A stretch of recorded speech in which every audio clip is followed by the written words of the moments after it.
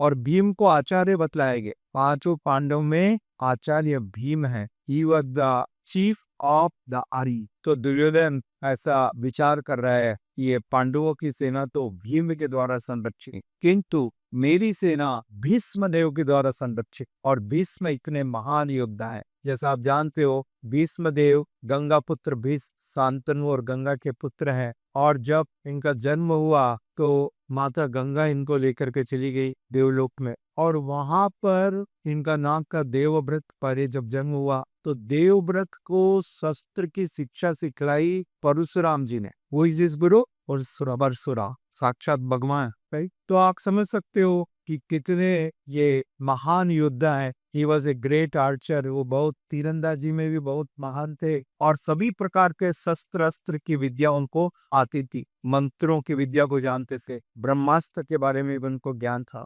तो ये भीष्म देव परशुराम से उन्होंने शिक्षा प्राप्त की, वशिष्ठ मुनि से शिक्षा प्राप्त की। कोई साधारण व्यक्ति नहीं है। और उनको उनके पिता ने यह वरदान दिया था इच्छा मृत्यु का। जब उन्होंने ये प्रण किया और अपने पिता का विवाह किया सत्यवती के साथ और आजीवन ब्रह्मचारी रहने का प्रण किया, तो प्रसन्न होकर के उनके पिता ने यह आशीर्वाद दिया। Right, so is very very powerful. हम देखते हैं जब काशीराज के यहाँ पर उनकी 3 पुत्रियों का स्वयंवर हुआ, काशीराज के यहाँ उसकी 3 पुत्रियों का स्वयंवर हुआ, अंबा, अंबालिका और मंबिका। और तब भीष्म देव वहां पर पहुंच गए, और भीष्म देव ने तीनों का अपहरण कर लिया और सारे राजाओं को परास्त कर दिया। इतने सारे राजा आए थे, परंतु कोई भी राजा एक का प्रतिवाद नहीं कर पाए। He was so popular। और उस समय अंबा ने बतलाया कि आपने मेरा हाथ पकड़ा है, अब मेरे से कौन विवाह करेगा। समय वो अलग समय है ना, द्वापर युग है। So once you have touch the lady then you are the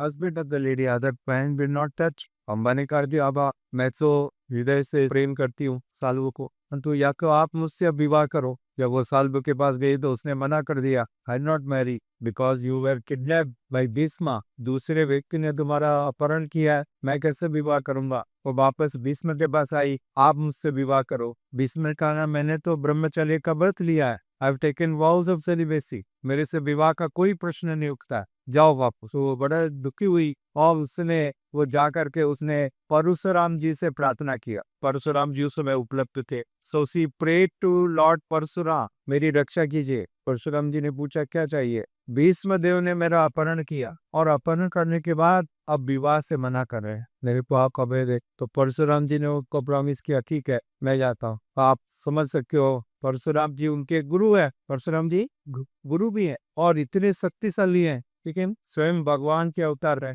way आए और उन्होंने भीष्मदेव से कहा कि विवाह कर लो अंबा के साथ, तुमने अपहरण किया था। भीष्मदेव ने मना कर दिया, मैं क्षमा कीजिए, मैं आपको पूरा सम्मान करता हूँ, आपको प्रणाम करता हूँ, चरणों में आपके निवेदन करता हूँ, मैं विवाह नहीं करूंगा। आप कोई दूसरा आदेश दीजिए, मैं करने तैयार, मैं विवाह नहीं करूंगा, मैंने वचन दिया है अपने पिता। तो अंततः दोनों का युद्ध हुआ। देखिए देफॉर, और भीष्मदेव इतने शक्तिशाली थे कि वो युद्ध 21 दिन तक चला। एवरी डे सुबह से लेकर रात तक युद्ध चलता। आप बतलाइए किसका किसका, जो लोग सुन रहे हैं ऑनलाइन मालूम पड़े यह हमारा क्विज, कौन बनेगा करोड़पति है। वास्तविक रूप से उससे कोई लाभ नहीं होगा, इससे लाभ होगा। ठीक है, किन दोनों के बीच में युद्ध हुआ और कोई परिणाम नहीं निकल पाए। तब स्वयं भगवान शंकर जी प्रकट हुए और उन्होंने बतलाया कि वास्तविक रूप से इस युद्ध का क्या प्रयोजन, क्योंकि उसको वरदान बाद में उसने अंबा ने फिर से तपस्या की और तब उस अंबा ने शंकर जी की तपस्या की और शंकर जी ने उसको वरदान दिया कि ठीक है अगले जन्म में तुम, इस जन्म में तो बदला नहीं ले सकती हो, अगले जन्म में तुम बदला ले पाओगी विश्वदेव से। और फिर ये अंबा राजा द्रुपद की पुत्री के रूप में जन्म ली, जो पुत्री बाद में पुरुष बन गई और उसका नाम पड़ा शिखंडी। उसका नाम पड़ा शिखंडी, क्योंकि वह न तो स्त्री थी न पुरुष। और इस कारण से, और भीष्मदेव को तो वरदान था जानते, परंतु भीष्मदेव पांडवों को इतना प्रेम करते थे और भगवान श्री कृष्ण के इतनी अनन्य भक्त थे कि उन्होंने स्वयं अर्जुन को यह रहस्य बतलाया किस प्रकार से उनकी हत्या की जा सकी। जब 9 दिन तक, युद्ध के पहले 9 दिन तक भीष्मदेव इतने शक्तिशाली थे, उन्होंने 5 पांडवों को रोक के रखा। ठीक है, और 9वें दिन महान युद्ध हुआ सारे दिन, और रात को पांडव पहुंचे भीष्म के पास, ये तो चलते रहेगा, बतलाइए आपकी हत्या कैसे करें। सोचिए, और तब भीष्म देव ने बताया, भगवान कृष्ण ने बताया अर्जुन को, जाओ कूचो। कितना रोचक है, परंतु इसको कहते हैं स्पोर्ट्समैन स्पिरिट। तो उन्होंने बताया, देखो ये जो शिखंडी है, क्योंकि वो एक स्त्री है, उसका जन्म हुआ था स्त्री के रूप में, तो मैं उसके ऊपर वाण नहीं चलाऊंगा, तो तुम उस शिखंडी को अपने रथ के सामने रखो, ठीक है। इस प्रकार से तुम मेरे तीरों से बचे रहोगे, नहीं तो मेरे तीरों के सामने तुम्हारा कोई अस्तित्व नहीं रह सकता। It's so powerful. और चूंकि मैं तुम्हारे ऊपर तीर नहीं चलाऊंगा, तुम्हारे तीर तो मेरे ऊपर आएंगे, राइट। तो ये एक उपाय है, तुम मेरे शरीर को पूरा बेग सकते हो तीरों से। उन्होंने स्वयं बतलाया, 10वें दिन अर्जुन ने शिखंडी को निवेदन किया, शिखंडी को अपने रथ पर सामने रखा, शिखंडी खड़े हुए थे, पीछे से अर्जुन लगातार वो तीरों की वर्षा कर बैठे। अब ये एक तरफा वार हो रहा था, और हम जानते हैं परिणाम, भीष्म पितामह का पूरा शरीर तीरों से भीग गया, ऊपर से सर से लेकर के पांव तक कोई जगह बाकी नहीं बची, पूरे तीर शरीर के आर पार हो गए। They just pierced and came out from the other side।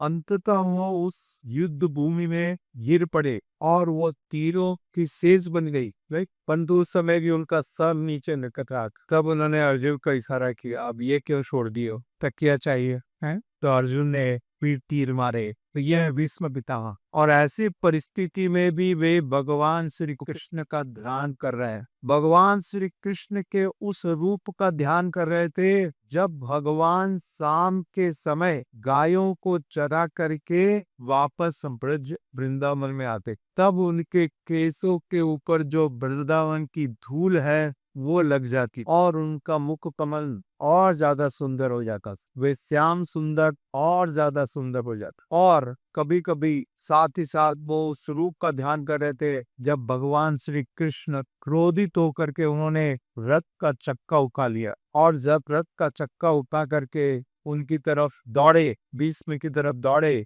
उनकी हत्या करने के लिए, और भीष्म ने अपने वाण नीचे रखी। मेरा प्रयोजन पूरा हो गया, क्योंकि आज संसार देख रहा है आप इतने दयालु हो, अपने भक्तों का वचन रखने के लिए अपने वचनों को अन्यथा कर सकते, अपने वचनों को तोड़ सकते हैं। आपने वचन दिया था युद्ध नहीं करूंगा, और मैंने वचन दिया था, मैंने प्रण दिया था कि आपको मैं मजबूर करूंगा अस्त्र शस्त्र खाने के लिए, और आज आपने शस्त्र उठा दी है? तो आपने अपना वचन तोड़ दिया मेरे वचनों को रखने के लिए। मेरा हृदय गदगद हो गया। तो भीष्म देव वो इतने महान भक्त है, और दुर्योधन इस प्रकार से अपनी सेना का आकलन कर रहा है, भीष्म के साथ उनको कंपेयर कर रहा है, और उसके मन में ये सांत्वना हुई